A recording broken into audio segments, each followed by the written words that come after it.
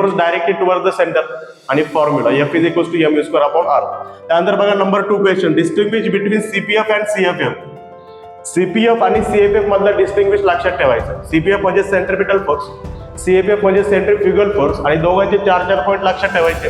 जसं की CPF म्हणजे काय, the net force directed towards the centre आणि CFF म्हणजे काय, the net force directed away from the centre.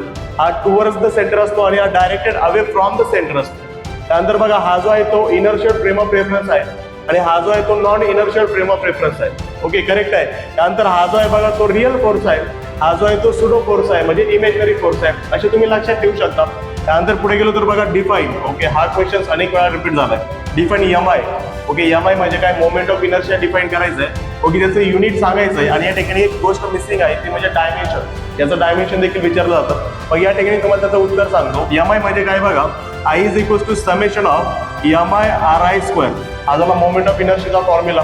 Okay, याचा युनिटचा जर विचार केला तर याचा युनिट बघा फॉर्म्युलावरून आपण डिराईव्ह करू शकतो. M म्हणजे काय, mass of rigid body. Okay, ते असते kg डॉट R म्हणजे काय, distance between the particles. Okay, R कशामध्ये मोजतात, मीटरमध्ये, मीटरचा स्क्वेअर. Okay, kg metre square. संपला विषय. पुढे याचा युनिट झाल्यानंतर काय बघा, डायमेन्शन आपण फॉर्म्युलावरून देखील काढू शकतोय. kg कशामध्ये मोजतात, मासमध्ये, मासचा पॉवर 1.